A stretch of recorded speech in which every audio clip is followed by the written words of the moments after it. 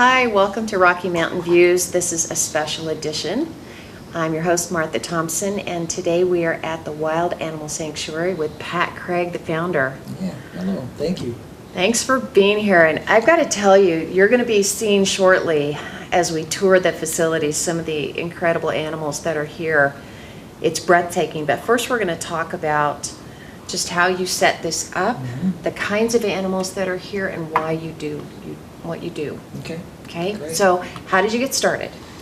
I fell into it totally blind, out of the blue, didn't have any clue. You know, I grew up on a farm outside of Boulder, Colorado, from a small kid all the way up until high school, and then even started to go to college. But I grew up on the farm, and I loved animals, but I never really thought, oh, gee, I want to grow up and be a vet or something like that. We were surrounded by farm animals and dogs and everything when I was growing up. But so I graduated from Fairview High School and started to go to CU in Boulder. In my first year there, on a break, one of my friends had gone off and got a job down in Florida at a water ski place, and he said, "Come down and visit me." I went down there, and then he said, "Oh, on the way back," he said, "You got to go visit this other friend from high school who got a job at a zoo, and he's just a groundskeeper, not a zookeeper." And I said, "All right, whatever." So I stopped by and saw, his name was Rick, and I stopped by and saw him, and he took me in the back and showed me around. And I was like, "Oh, and I'm like, well, what are all these animals in the back?" They were in cages, there was lions and tigers and stuff in the back where the public doesn't see, and it wasn't on exhibit. And he goes, "Well, these are the surplus animals." And I said, "What do you mean surplus?" And he said, "Well, these were, we have the 2 tigers out front, but we don't have room for 4 or 6, and these are the extras." And I said, "So, okay, did they take turns or something going out front?" He goes, "No, the public knows them." And I said, "Well, what, do they just live in these cages forever?" And he goes, "No, the zoos try to find homes for them, but if they can't, they just euthanize them." And I said, "Well, wait a minute, back up." I'm like, "They just kill them?" And he goes, "Yeah." And he said, "Well, it's not me. I'm not a keeper." And I said, "I understand." I said, "But why would they have them?" He goes, "Well, some of these were born here and extras," and he said they're just surplus. And so it was kind of confusing, and I just, left. I was only stopping in for the day, and I left. But I was like, all the way driving back to Colorado, I was like, man, that's just weird. I'm like, I don't see how come they have that. So I thought, well, I've grown up my whole life here. We have the Denver Zoo, and it's an amazing zoo. It's one of the bigger zoos in the country. But I started going back to school, and it just kept bugging me. So I thought I'd call the zoo, and I ended up talking to a keeper down there. And I said, well, his friend worked in a zoo, and they had all this surplus. And he said, "Yeah, we have surplus too." And I said, "Really?" I said, "You have a lot?" And he goes, "Well, we have 2 tigers out front. We have 7 in the back." And I said, 7? He goes, "Yeah, we have 3 different litters from 3 different years that went into the nursery, and now they're in the back, and they're grown up. They're too big for the nursery, and we don't have room out front for them." And I said, "Really?" I'm like, "Holy cow." I'm like, "So this is everywhere?" He goes, "Yeah." He says, "We would love to get them a new home, but every other zoo has surplus." And he said, "So this is pretty typical, and so a lot of them do get euthanized." And I said, "Wow, this is crazy." So it just kept bugging me. I had no idea. I was trying to refocus on school, and every day I was like daydreaming, thinking, man, somebody's got to do something, And so I finally called the state and the federal government and said, "Hey, can't you make it illegal to breed or have extra animals unless something dies or whatever?" Yes. And they said, "No, they're licensed, they can do that, and that's how they show the animals are happy and prolific." And I said, "Yeah, but overbreeding, that seems crazy, and these are some of the most majestic creatures on earth. I mean, you got them in cages I wouldn't even keep a dog in." And they said, "No, you can do whatever." And I said, "Well, isn't there a humane society for them?" And they said, "No." And I said, "Well, what would you have to do to build a humane society?" And he said, "Well, you'd have to build a zoo." And I said, "Well, I don't want to build a zoo." I said, "I just want to say, how can you help them?" And I said, "Well, send me the licensing stuff anyway." So they sent them to me, and I read through these giant manuals of regulations. But I realized that my parents still had the farm and the land and the buildings, and I thought, well, maybe I could build a small facility and help some of these animals. So I built this. How did your parents feel about that? They thought it was kind of crazy. But they could tell I was really upset about this. I was like, this just isn't right. So I built a small facility, and I got it licensed. So I was the youngest licensed person in the country as an actual zoo in the country, and I was 19 at the time. And I sent a letter to every zoo and said, "Okay, we're licensed, and if you have surplus, which I know you have surplus, but if you're going to euthanize something, let me know. Maybe I can help." Okay. And I thought I'd get some response. Well, I got over 300 responses in the first month, and I was like, "Oh my God, these letters just kept pouring in." Because this is back before email and fax, and all that stuff. Yeah, that's daunting. This was just piles of letters, and every letter had a list. So 300 responses wasn't 300 animals, it was 300 lists of animals. So we're talking upwards of 1,000 animals. And it was everything from, 45-year-old elephants to alligators to, chimpanzees to stuff. And most of them were either sick or old or, whatever. But by and large, the vast majority were carnivores. And I was like, why is there so many lions and tigers versus, elephants or llamas or whatever? Right. So I started calling some of these people and saying, why so many of these? And they said, well, those are the ones nobody wants to take. We can find a home for a llama and an ostrich and emu because they're not dangerous and they don't cost a lot to care for. He said, but nobody wants to take the lions and tigers and bears because they eat so much and they're dangerous. And so those are the ones, and those are typically the ones that we breed the most of because the nursery, they're great in the nursery. Because they're adorable. Yeah. And they said, I was like, wow. And I said, okay. Well, then apparently I should be helping these guys, but the biggest problem was how do you pick? I was looking at these lists and, who deserves to live and who's going to die, and it was twisting the whole concept. I was like, wait a minute, I want to help, but now all of a sudden, how do I decide who gets the help? And so I kind of stalled for probably about 2 or 3 weeks thinking, I don't even know if I should do this because, how am I going to really help? And I didn't realize there was that many, but all of a sudden, the phone started ringing more and more about people calling up and saying, hey, we sent you a letter. And these were keepers who were really emotionally upset and didn't want to have to euthanize an animal and said, we don't want to kill these animals, please take them. And so it just started to pop off the list, oh, this one called and this one called. And, it started to make one stand out from the other because their keeper cared enough to call. And so I just started going around the country and rescuing animals, and of course that small compound got filled up really quickly. I'll bet. Yeah, and I was like, wow, okay, this is big. And of course I was working full-time job to try and feed everything and take care of everything. And so as the first year or so went along, and the first year or two, people that I knew would stop by, and then of course they would be like, oh, I'll help you, and they would come help clean cages or whatever. So I started getting volunteers that I wasn't even asking for. They were just people that saw what I was doing and said, well, that's pretty cool, I'll help you do it. And so I was like, okay, this is great, but we're growing pretty quickly. And early on, I was like, well, I don't want to just save animals and put them into another cage. I said, to me, that's kind of like, it'd be like putting them in prison, taking one prisoner and putting him to another prison. It's not really changing anything. And I said, this isn't really what I want to do. I want to make sure that if I do rescue an animal, that he has quality of life, not just stay alive, but quality of life. And so I immediately started to fence the entire farm that we had so that they could get out and run and play and do things, and I couldn't let everybody live freely because obviously we had lions and tigers and bears and stuff, but we would take turns, and then they started to get into like groups of social groups, like lions would go out together. And so I really learned a lot in those first few years because there really wasn't anybody else to ask. You couldn't ask the circus how to do it or the movie people because they all did training differently and they shocked, and I wasn't looking to train anything. I just wanted to allow them to have a better life, but needed to make sure they weren't going to hurt each other or eat you. Yeah, eat me. Which I ended up in the hospital many, many times. I can tell you, in the first 10 years was quite the learning curve of you end up in the ER, don't do that. Okay, you end up in the ER, don't do that. And luckily the idea was that they don't want to kill you because they appreciate the care. Right. But they have instincts, and if you do certain things, they're going to get in trouble really quick. And so I learned really quickly that even though I wasn't trying to interact tons with them, the key is that if I was going to be in those spaces, that was dangerous and you needed to know what you were doing. And so it was one of those school of hard knocks where, you ended up getting hurt many times and going, okay, don't do that again. And, but I was building this knowledge. And during that time, I was licensed and inspected by the same inspectors that inspected the Denver Zoo or any other zoo.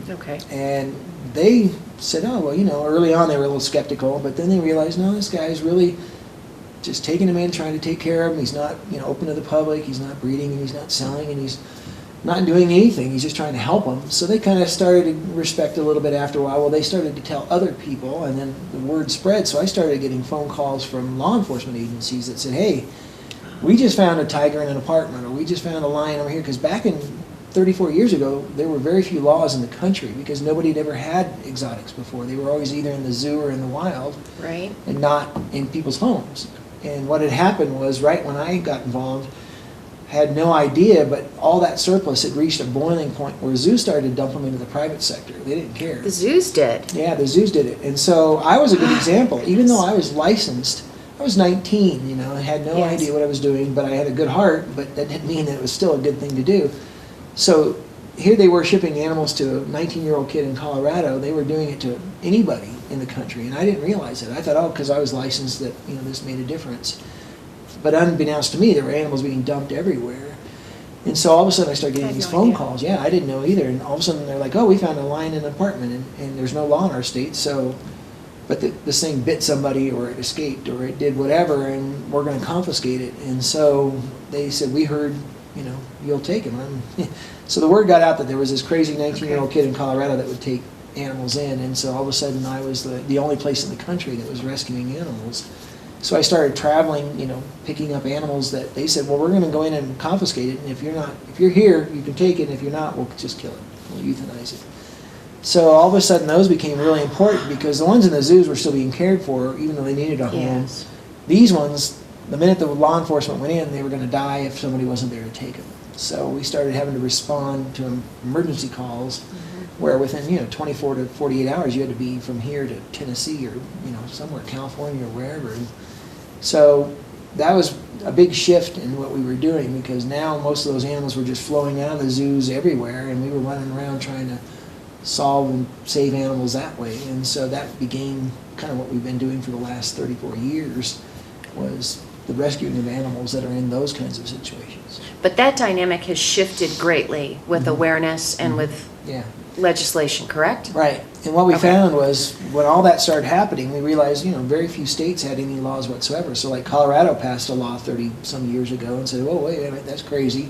People don't need to have these as pets. And so they did, California did. So there was a lot of progressive states that said, wait a minute, let's pass a law. But there were a lot of states that said, well, nobody's doing it here, so we're not going to just pass a law unless we need to. So we would go to a lot of states, and so then I had to start contacting, legislators and people like that, saying, look, you're starting to have trouble. I've picked up 5 tigers from your state or whatever, and you need to pass laws, because this is just, it's not illegal right now, but those animals are suffering and they're dying. And what I found out early on was that, what I was seeing was just the tip of the iceberg, because so many people were getting these animals but wouldn't take care of them, and so they would die long before the law enforcement got involved. Yeah, before I ever got a call. And I didn't realize that until a few years in. I was like, wow, I'm only saving the ones that somehow got lucky enough to get on the radar. Yes. And then I get the call, and there's so many that I ran into, they say, oh yeah, I had one, but it died. And you're like, oh, well, that was the point. You shouldn't have had it, because you didn't know what you were doing. Of course it died. Yeah, it died. And we even had a case not very long ago where a guy bought a bear from an auction and took it home, a bear cub, and it died within the first few months because he didn't know what he was doing. He went back and bought another one and took it home. And he's like, well, that first one must have had something wrong with it. The second one died.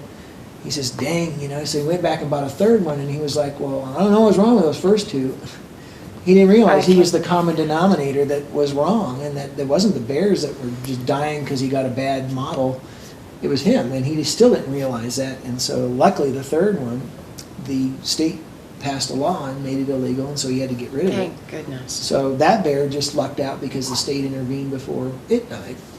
Well, and I'm glad that you're talking about this, because you talk about a captive wildlife crisis, and that's what you're explaining to everybody right now. Right. That is our crisis. Right. And it's not a small crisis. No, in the early years, it was the seeds got planted when all that got dumped into the private sector. People turned around and said, well, how do I make money at this? Well, I'll breed and sell them as pets. And so people immediately turned around and started breeding, which then those little few seeds that got outside the zoo system turned into multiplying, like crazy, exponentially. Right. And so that's where the crisis really took root. And once they were out, they were out. There was no like, oh, good, that was a bad idea, let's put them back in the zoo. They were out, people were breeding them.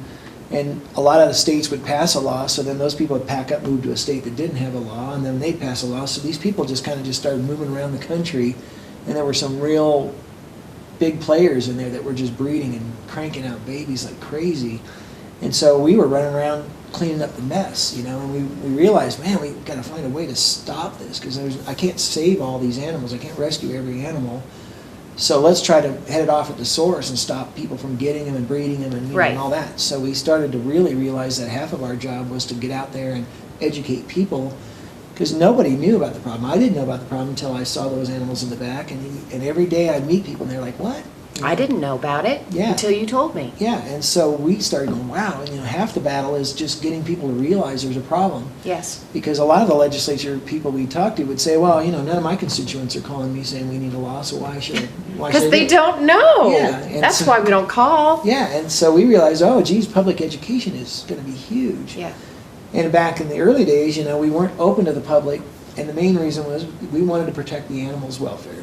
And typically, people don't realize that one of the things that these things, carnivores especially, are very territorial. And so even the ones in zoos, or no matter where they are, their instincts kick in. And territory is important, just like your own people have territory. Yes, You it have your is. house, and everybody fences their backyard because you don't want all your neighbors playing in your yard. Right. You want your yard, Yeah. and you want it the way you are. Well, they're the same way. And so when people come to a zoo, if you go there in the morning before the doors open, all the animals are calm, laying around, they've got their space. And when people come in, you're a direct threat to their territory. When people walk up to the edge of their territory and are standing there, it's nerve-wracking to them because it'd be like if you went out in your backyard and every neighbor was standing looking over the fence at you the whole time. I'd be a little jumpy. Yeah, you'd be like, okay, well, I guess I'm not going to go in my yard anymore because it's no fun. Yes. And It scares me. Yeah, you'd go in your house. Well, the animals, when the people start coming in, they want to go in their house. Yes. But zoos lock the door because people Yes. complain when there's not something on exhibit. And they don't want them hiding in the back. Right. And so they close them on exhibit, it's called. And so that's when you start seeing animals pacing. And that's because that pressure. And so what we realized early on was, okay, they're very territorial. They don't want people coming to look at them. And it wasn't so much the looking at them, it was just that it was a direct threat that close to them. Their presence. The presence of Yes. people at ground level, right outside their cage, was pressure. And you took that pressure away here. Yeah, so what I realized was, well, geez, if we're ever going to be open to the public and try to educate people, we need to take that pressure away and not do that. And early on I realized that somehow they didn't care about the sky or air as territory. It just, that wasn't it. It was ground, that's territory, and if it's up here, it's not. So you could be up, like I realized when I was up on rooftops working or anything like that, the animals could care less. It had no pressure whatsoever. So I thought, well, if we're ever going to be open, we have to have an elevated observation system where people are always in the air and never on the ground. And so It's brilliant. Yeah, well, we just tried to react the best way. So we started to build observation systems, and it worked great. The animals would sleep, they'd be comfortable, they never looked up and panicked, Yes. and they were just at ease as if nobody was there. And so ever since then, the sanctuary wasn't open to the public for a long time until we could afford to build those, because it's not easy to build. No, elevated systems. that's substantial what you have, and you needed it to be able to hold a large number of people because you And- can't predict Yeah. the usage. And we have 700 acres of land, and so it's not like, Yes. so you have to span all that area and go over all the different habitats. So the walkway currently is about a mile long, and it's going over the habitats that are already built, and we're continually building more, so it'll continue to keep growing itself. But that solved that problem. So people could come and we could teach them about what was going on, and they were like, wow, this is amazing, we didn't know. And they'd read the stories, because everybody gets a tour book and it tells about where everybody came from. So you'll see a pride of lions out there and you're like, oh, that's amazing, look, there's a king and all the other lions, and they live like wild lions do, everything but from hunting, because we supply the food for them. Right. But they stay together and they have a hierarchy and they do all the things they're supposed to do. And then you start reading the story. Oh my gosh, the guy that's the king lived in a concrete pit for 15 years and never saw another lion from the day he was born until he got here. And how he made that transition from being a solitary animal that knew nothing and only saw concrete his whole life to now having 20 acres and roaming freely. And then he figured out how to become the king of his own pride and to rule it and be a good king and all that. And it's pretty amazing when you start reading the stories while you're looking at these animals that are out there. I can You're going, oh my imagine. God, how did that animal go from such an extremely terrible life to such a great life and function so well? And it's with our rehabilitation system that we do takes them from being a very messed up animal psychologically and physically and everything. Of course. And then we rehabilitate them and get them to where they do like to be with others and they enjoy life and they do feel safe and they want to go live like that. And you can't just take an animal and rescue them and throw them out there and go, oh, get along, hey, there you go, you're free, because they're scared to death, There's no way that would work. You can't take someone who's been in solitary confinement and Yeah. throw them out into society and Yeah. say, be happy and thrive. Yeah, it'd be like if you It's raise not a gonna child. happen. Yeah, if you raise a child in a closet for 16 years, fed him, Yes. You know, took care of them, but whatever, but never had friends, never got to go out. And then one day say, okay, here's the front Good door. luck. Yeah, look, there's cars, there are people there, everything. And that's how a lot of these animals are. They once we rescue them, they're like, oh my God, I had no idea there's a whole world and other animals. And How would they? Yeah. And so I love that. And each of them have a different transition time, just as each Yeah. individual person would have a different transition time. Right. So you've intuited a whole lot of this, Yeah. because I want to make it really clear to people that you are the exception. You are by far the exception. This is not something that most of us, even myself with veterinary experience, would even consider Right. taking on. I'd take guidance and help you, but in no way would I be able to do what you do. So this is not a good idea for even close to your average person. A lot of This is your people don't life. realize, and I didn't realize either. I mean, when I first started, I was very naive about the whole thing. All I knew was that I wanted to help, and all I knew is that, okay, I'll figure it out, and have to figure it out. And I was very happy that my parents had raised me on a farm, and my father had me working when I was 9 years old. So by the time I was 18, I was far more ready for this than a lot of people would be, but still had no idea what I was getting into. No. But the key was it grew. It's like a family, it's once they're there, and there's no turning back, and you go, oh, okay, well, I just rescued this lion, and he'll live another 20 years, so I have to care for him for 20 years, and I just rescued this one, and he's going to live 15 years, and this one's another 20, and so right from the very beginning, you realize, okay, you're in this for the long haul, this is it, and a lot of people try to do this, and will try to start a sanctuary or have a facility, and they get a couple of years in and they realize, this is way, I'm tied down and I'm locked in for the next Absolutely. 20 years and it's costing me a lot of money and I'm working 7 days a week and 16 hours a day and it's no fun. And Right. I don't want to do this anymore. And then that's when we get the call to go have to rescue all the animals that they theoretically rescued because they decided to throw in the towel. And so we get a lot of people that want to help, which is great because that means they care. Right? But it definitely takes certain people to say, I'm willing to give up my whole life to do this. I mean, Yes. I don't have any retirement. I don't have any kind of, I don't have a house. I mean, I live in a house, but I don't own a house. I don't, all those things are given up from the day one because you realize, every time you have something and then the animals need something, you say, okay, I'll sell whatever I have to help you. And They come first. you realize that, your whole life you're giving up your life so they can have a life. And that's the whole difference. Well, even just calling you for this interview, Yeah. your answer was, well, I'm here all the time. Yeah. Anytime. Yeah. It's 24/7. It really is. And, that what other profession in the world is someone going to say, besides maybe a minister, Yeah.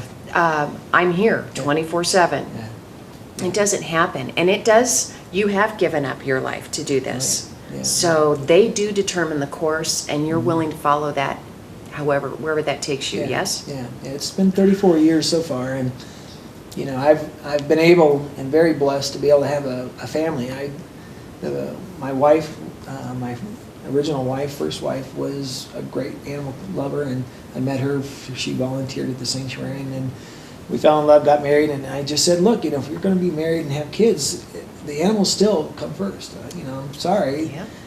Everything is about those guys because we can't start saying, well, now that we have kids, we aren't going to do this, and now that we have this. And she was all in, and that was really important. And so we raised our family. I had 2 boys, and they grew up immersed in animals and working, and That's beautiful. everybody did everything for the animals. And so, it was very lucky to find somebody that would do that. And then since then, I've remarried and have a new wife and a new child, and they're doing the same exact thing. So it's pretty amazing. I can't imagine that you found 2 women to go along with that, but good for you. Yeah. And I bless their hearts. So let's talk about some of the education that you do. And when we first got here, you were telling me about the difference between a zoo and this and people's reactions and expectations. Right. Talk to our folks about that. Okay. I love that. Well, the sanctuary is different than anything anybody's seen before. Unless you come here, there's no way to explain it or understand it. You have to see it. That's the number one thing, because you can go and tell people once you've seen it, you're like, oh, well, it's amazing. All the animals are out there. They live freely and they do this and that. And since nobody's ever seen that before, they still don't get it. They go, oh, that sounds really cool, and I'm going to have to go. But no frame of reference. No frame of reference. So No. we get people all the time that, heard about us years ago and just haven't been out here yet. And then when they get here, they're like, oh my God, this is amazing. I should have come years ago. We're like, yeah, you should have. But one of the things that we see all the time is that everybody's so used to going to a zoo setting or something like that, that when they come here, they're expecting that. And so they come here and they're like, okay, where's all the animals? And they're running around like they should be behind the glass wall right here where I see them. And there's tons of animals that are close here. But with 20 acres, they can go way over the hill and they can go way out there and they could be, doing whatever. They have underground dens. So when first people get here, they're running around going, oh, where's all the animals? And you say, slow down. Now look, there's a tiger way out there. There's one over there. There's one over there and there. And they're like, oh, wow. And then they start going, wow, it's really cool that they could just lay out there. They're disappearing in the grass with the camouflage that God gave them or whoever. And how cool that is that it's really not on concrete and it's in some beautiful. It's amazing.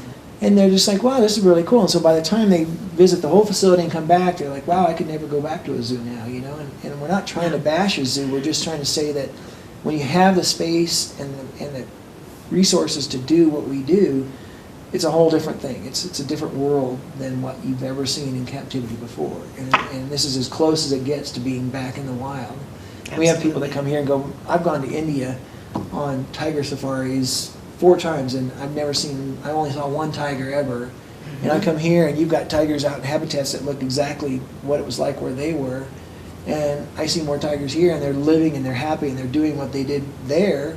And so it's amazing that I spent all that money to go halfway around the world when you were right here, and they're doing exactly what I wanted to see. And so it's kind of neat to know that people finally get it when they get here, and then they're like hooked, and they're like, this is amazing, and we want to help. And how can they help?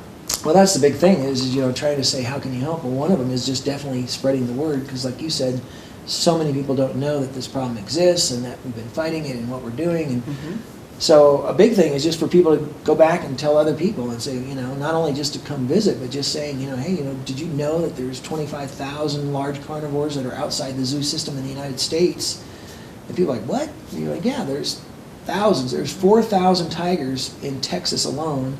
That's more than exists in the whole world in the wild, in just one state of the United States. And when people hear that, they're like, oh my God, this is a problem. And you're like, it's a tragedy. Yeah.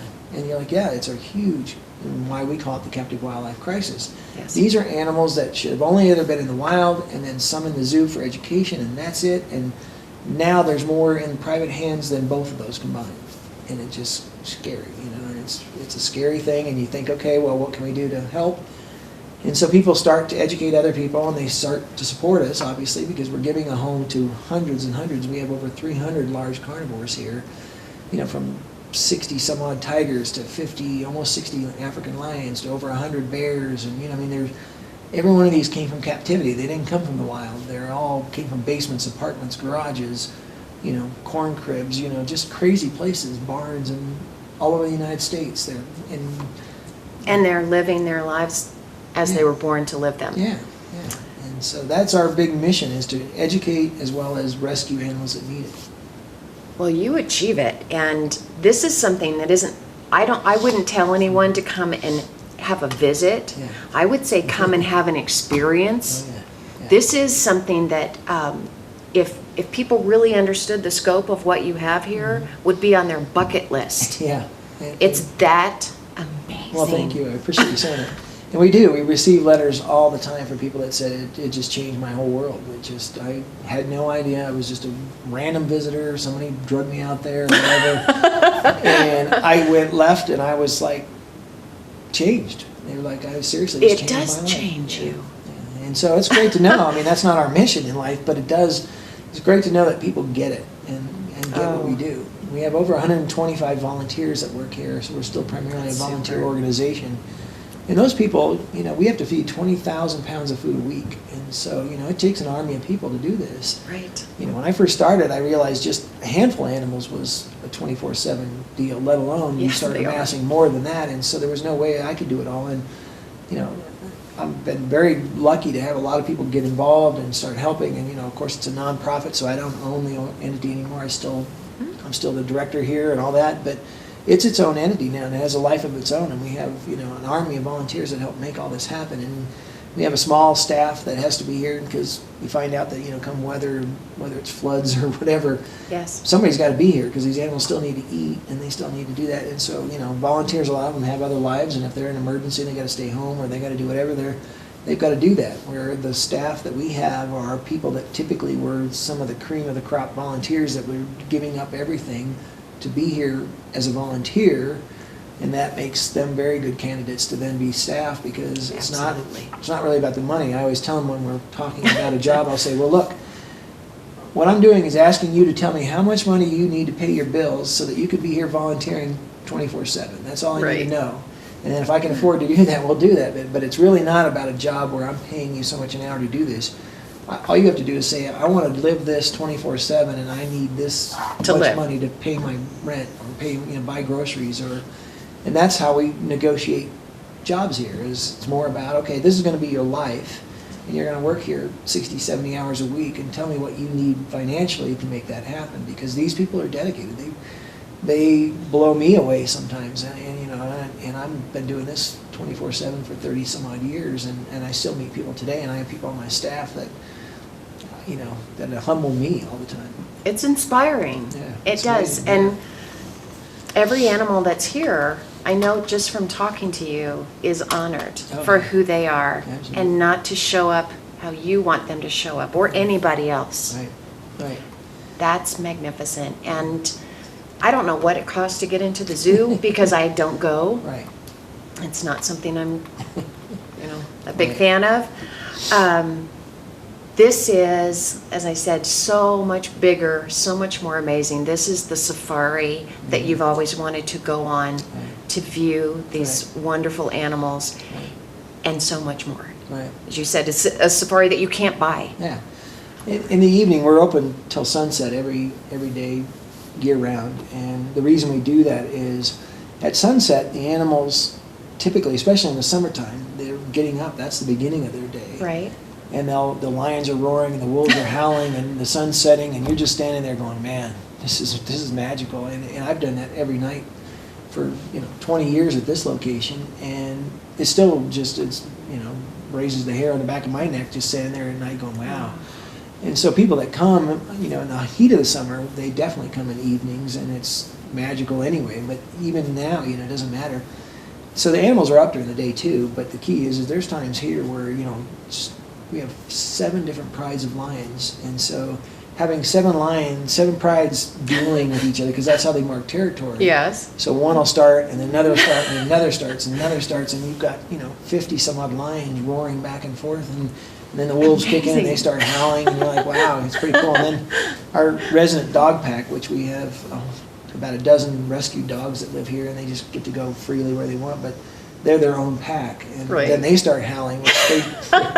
They're pitiful. They're squealing and yelping and whatever, but they even join in and start doing But they're wonderful greeters. Yeah. You said about half of them came to greet us as we drove up today, so I love that. Yeah. I want people to really get what you have to offer here, so we're going to do the best job that we can filming this, but I want you all to know this can't be captured on film or tape. It needs to be experienced. We're going to make sure that you have all of the information that you need to come here to understand even what I'm talking about. This is something that you will want to experience for yourself. Thank you for joining us today. We're going to be going to our video, so hang on. But for now, I want to thank you so much for everything that you are doing, for taking the time to meet with us. I appreciate it more than I can express. Well, thank you. I appreciate that. And that's just it. We appreciate everybody, your viewers, for tuning in, because education, like I say, is critical. So the more people learn about it, if they can make it here, great. But we have thousands of supporters that live in other states that can't make it here, but they're very interactive. They go to the website. There's tons of videos there. There's pictures, and that really helps. So. Okay, so make sure you spread the word. Yeah. Thanks so much for joining us today, and we'll see you next week.